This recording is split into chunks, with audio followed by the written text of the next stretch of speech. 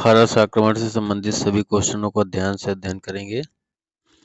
फारस आक्रमण में हम लोग देखेंगे साइरस सेकंड कौन है, छयार्कस कौन है या छयार्स कौन है, दारा और कैम्बिसीज इत्यादि ये क्या हैं, इनमें से क्या क्या घटनाएं घटी, क्या क्या युद्ध हुआ, कौन कौन सी शिलालेख हैं जैसे बेहिस्तून, नूर ए रुस्तम और भारत का 20वां प्रांत किसको बनाया। इस प्रकार के बहुत सारे क्वेश्चन, टैलेंट, ये सब क्या है जानने के ध्यान से। आपसे क्वेश्चन पूछा जा सकता है कि ईरानी आक्रमण क्या है, फारस आक्रमण क्या है, पारसिक आक्रमण क्या है। ये सब एक ही नाम है। पारसिक बोले या फिर ईरानी बोले या फिर पारसिया बोले, ये सब एक ही नाम है। तो सबसे पहले आप क्रम देख लीजिए किस क्रम में क्या हुआ। तो सबसे पहले साइरस सेकंड आया। साइरस सेकंड आया, ये आया था 558 बीसी से, लिखते रहेंगे 529 बीसी तक। ठीक है, शॉर्टकट में लिख रहा हूँ, लिख लीजिएगा। उसके बाद कैम्बिसीज आया, ये उसका बेटा था कैम्बिसीज। ये 529 बीसी से, इसका जो शासन काल था वो 522 बीसी तक था। ठीक है, लगभग 7-8 साल। उसके बाद डेरियस फर्स्ट आया। डेरियस फर्स्ट ये राजा बना, शासन इसने संभाला 522 बीसी से 486 बीसी तक। उसके बाद छयार्कस या छयार्स आया, ये 486 बीसी से लेकर के 465 बीसी तक था। ये आप लोग लिख लेंगे। उसके बाद इसी क्रम में राजा चलते रहेंगे। अर्थजेर्क्सीज आए, फर्स्ट एंड सेकंड दोनों हैं। अब लगातार तो नहीं पढ़ रहे हैं। और लास्ट में आया दारा थर्ड, इसको थोड़ा सा पढ़ना पड़ेगा। 360 बीसी से 330 बीसी तक है, लिख लेंगे आप लोग। इसी क्रम में हमें लोगों को पढ़ना है। तो आप लोगों को पूरा फारस आक्रमण, इससे जो भी क्वेश्चन बन सकते हैं वो सारे के सारे क्लियर हो जाएंगे। ये जो लिखा स्क्रीन पे दिख रहा है, इसी क्रम में इनके राजा हैं। तो कोई भी आक्रमण है तो उसमें कौन कौन से राजा, कौन कौन से शासक, यही सब पढ़ना होता है। तो आइए स्टार्ट करते हैं स्टार्टिंग से। साइरस सेकंड की बात करें तो कुछ जगहों पर इसको कुरुश के नाम से जाना जाता है। कुरुश, अगर आपसे पूछ लेता कुरुश कौन था, तो कुरुश साइरस सेकंड था। ये ईरानी व्यक्ति था, या पारसिया का था, या पारसिक था। ये सब एक ही नाम है। ये बहुत ही जो महत्वाकांक्षी व्यक्ति था, बहुत ही महत्वाकांक्षी व्यक्ति था जो ये कुरुश था, साइरस सेकंड था। इसने ईरान में हक्कामनी वंश की स्थापना की थी। बहुत इंपॉर्टेंट क्वेश्चन है, कुछ पूछता तो बेसिकली तो यही पूछ लेता, हक्कामनी वंश की स्थापना किसने की। तो हक्कामनी वंश ये ईरान में था वंश, ईरान में। तो हक्कामनी वंश की स्थापना किसने की थी, आप समझ ही गए होंगे, कुरुश या साइरस सेकंड ने की थी। और जब ये राजा बना, इसने हक्कामनी वंश की स्थापना की, तो इसने सबसे पहले ईरान के आसपास जितने ईरान में या उसके आसपास के एरिया में जितने ईरानी क्षेत्र थे, जहाँ जहाँ ईरानी शासक थे, उन सबको क्या किया, कंट्रोल किया। तो आप यहाँ से यही लिख लीजिए दोनों बातें। आइए आगे देखते हैं।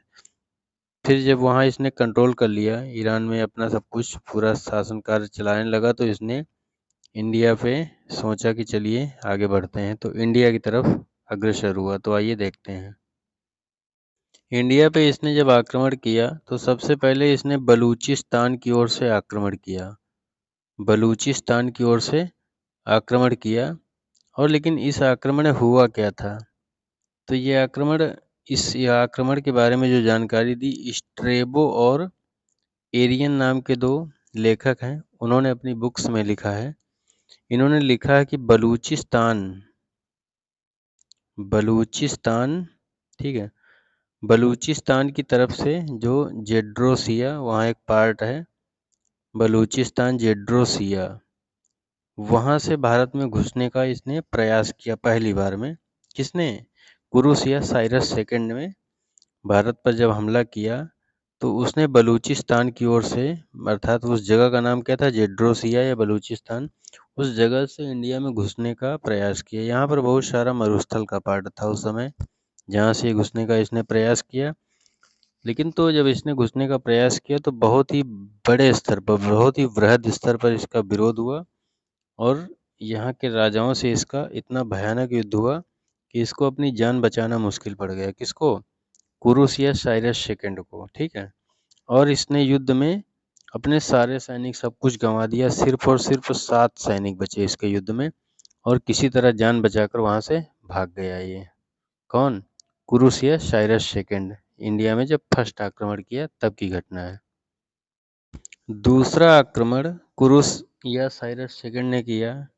जब दूसरा आक्रमण किया तो इसने उस एरिया को जहां से ये जेड्रोसिया या बलूचिस्तान की तरफ से आने का प्रयास किया था उसको छोड़ दिया, और इंडिया में ऊपरी हिस्से की तरफ से आया। ऊपरी हिस्से काबुल नदी के आसपास, काबुल नदी जहाँ से हिंदू कुश पर्वतमाला के आसपास, हिंदू कुश पर्वतमाला के आसपास उधर से एंट्री लेने का इसने प्रयास किया और सफल हुआ।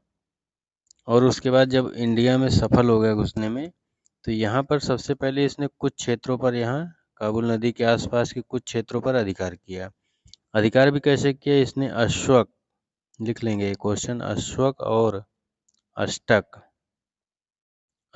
और अष्टक जनजातियों से युद्ध किया, और इन पर जो शासित राज्य थे या जगह थी अश्वक और अष्टक की, इनको अपने कब्जे में ले लिया। ठीक है, किसने? कुरुश या साइरस सेकंड ने दूसरे आक्रमण में। उसके बाद उसके कुछ दिन बाद डरबोइक, ये क्वेश्चन लिख लेंगे। उसके कुछ दिन बाद डरबोइक जनजात से युद्ध करता हुआ ये वीरगति को प्राप्त हो गया। कौन? कुरुस या साइरस सेकंड। उसके बाद जब ये शहीद हो गया, शहीद तो नहीं कहेंगे, मतलब वीरगति को प्राप्त हो गया, तो इसका बेटा, मैंने शुरू में क्रम बताया ना कि साइरस सेकंड के बाद कैम्बिसीज आएगा, तो इसका बेटा कैम्बिसीज 529 से 522 बीसी वो शासक बना। चलिए आइए कैम्बिसीज के बारे में पढ़ते हैं। जब इसका बेटा, किसका? कुरुश या साइरस सेकंड का बेटा कैम्बिसीज जब ये शासक बना, तो ये अपने शासन काल के दौरान लगभग जो 8 साल इसने शासन किया उसमें ये गृह युद्ध से ही प्रताड़ित रहा और ज़्यादा कुछ ये कर नहीं पाया। कैम्बिसीज के बाद में डेरियस फर्स्ट या फिर दारा फर्स्ट, दोनों एक ही शासक के नाम है, ये बना राजा। किसके बाद? कैम्बिसीज के बाद। फिर से सुनिए, सबसे पहले कुरुश या साइरस सेकंड था, उसके बाद कैम्बिसीज था, और उसके बाद अब डेरियस फर्स्ट या दारा फर्स्ट शासक बना। और ये बहुत ही प्रभावशाली व्यक्ति था, ये बहुत ही प्रभावशाली व्यक्ति था, मतलब कि ये भी अच्छा ही था। तो इसने क्या किया? इसने सिंधु नदी के मुहाने तक कंट्रोल कर लिया था। सिंधु नदी के मुहाने तक इंडिया में पूरा फुल कंट्रोल कर लिया था। और इससे इम्पोर्टेंट क्वेश्चन जो बनता है वो आप ध्यान से सुनिए। इसने शिलालेख गढ़वाए, इसने शिलालेख इंडिया में गढ़वाए, और किस लिपि में गढ़वाए ये इम्पोर्टेंट। तो इसने अरामेइक लिपि में अपने क्या करवाए? अपने लेखों को गढ़वाया, बनवाया, लगवाया, कुछ भी आप लिख लीजिए। और इसके शिलालेखों के नाम पूछे जाते हैं, तो आप आइए शिलालेखों के नाम ध्यान से लिखिए। इसके 3 शिलालेख हैं, बेहिस्तून, पारसिपोल्स या पारसिपोलिस, और जो तीसरा है नक्श रुस्तम, या इसको नूर रुस्तम भी कहीं कहीं पर माना गया है। नूर रुस्तम या नक्श रुस्तम, बेहिस्तून, पारसिपोलिस, ये 3 शिलालेख बहुत फेमस है। किसके? दारा फर्स्ट या डेरियस फर्स्ट के। और ऐसा माना जाता है कि इसने पश्चिमी प्रांत को, जो इंडिया का पश्चिमी प्रांत था, उसको अपना क्या बनाया था? दारा फर्स्ट या डेरियस फर्स्ट ने, ऐसा माना जाता है, लिखा है बुकों में, कि पश्चिमी प्रांत को अपना 20वां प्रांत बनाया था। ये क्वेश्चन लिख लीजिएगा कि डेरियस फर्स्ट ने भारत के पश्चिमी प्रांत को अपना 20वां प्रांत बनाया था। और जैसा कि मैंने बताया कि इसने अरामाइक लिपि में क्या करवाए? 3 शिलालेख बनवाए। कौन कौन से शिलालेख? नाम बता चुका हूँ, बेहिस्तून, पारसिपोलिस और नूर रुस्तम या नक्श रुस्तम। 3 शिलालेख बनवाए अरामाइक लिपि में, और बाद में इसी लिपि से खरोष्ठी लिपि का क्या हुआ? प्रचार प्रसार हुआ इंडिया में। और शायद आपने अशोक को अगर थोड़ा बहुत पढ़ा है, तो सम्राट अशोक ने ही इसको ही कॉपी किया। ठीक, इसके शिलालेखों जैसा बनवाने का प्रयास किया और इसको ही क्या किया, कॉपी किया। तो दारा फर्स्ट और अशोक के शिलालेखों में, ये क्वेश्चन यहाँ से लिख लेंगे, दारा फर्स्ट और अशोक के जो शिलालेखों में एक डिफरेंस पाया गया है, वो सिर्फ डिफरेंस इतना पाया गया है कि जो दारा फर्स्ट के शिलालेख होते थे वो उनमें निचला पार्ट क्या होता था, घंटाकार। क्वेश्चन मिल जाएगा आपको।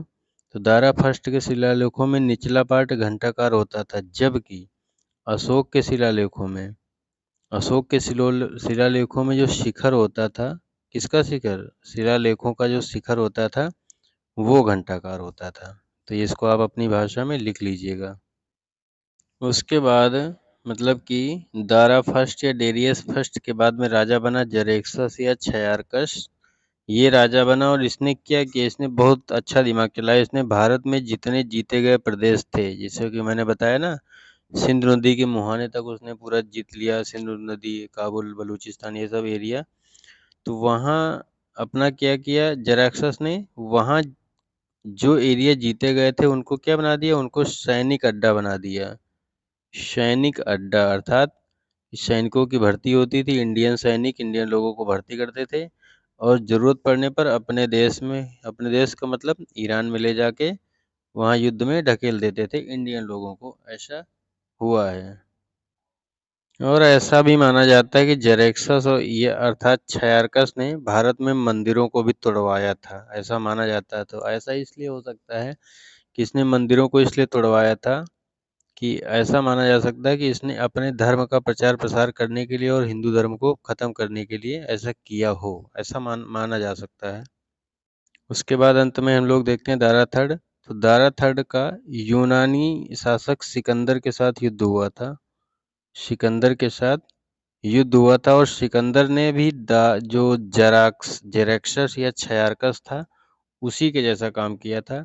जैसे मैंने बताया था ना, छयार्स या जेरेक्सस क्या करता था, इंडिया के प्रदेशों को सैनिक प्रदेशों में बदल दिया था, सैनिक अड्डे में बदल दिया था और यहाँ से सैनिकों को ले ले जाकर ईरान में जहाँ भी जरूरत पड़ती थी, ईरान से, यूनान से, जिससे भी युद्ध करना था, ईरान का तो खुद ही था, तो ईरान वालों का अगर किसी अन्य देश से युद्ध चल रहा होता था तो वहाँ इंडियन सैनिकों को उसमें लगा देते थे।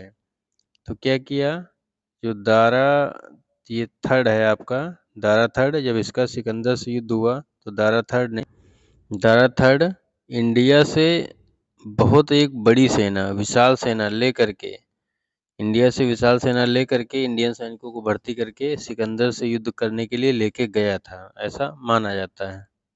यहाँ से ये क्वेश्चन देख लीजिए, हेरोडोटस की जो बुक है हिस्टोरिका, उसके अनुसार क्या है, ठीक है, डेरियस जो था, डेरियस को इंडिया से क्या होता था, 360 टैलेंट सोना राजस्व के रूप में प्राप्त होता था। टैलेंट, ये इंग्लिश वाला टैलेंट नहीं है, टैलेंट है। टैलेंट एक प्रकार की मुद्रा मान सकते हैं वो, कुछ भी। तो मुद्रा क्या होती थी, टैलेंट। तो इसको ध्यान से देखिए, जो टैलेंट मुद्रा होती थी वो क्या होती थी, वो ईरान में 32 किलो की एक सोने की ईंट के बराबर होती थी। 32 किलो की सोने की ईंट के बराबर होती थी एक टैलेंट, और 360 टैलेंट यहाँ से राजस्व के रूप में ले जाता था कौन, डेरियस।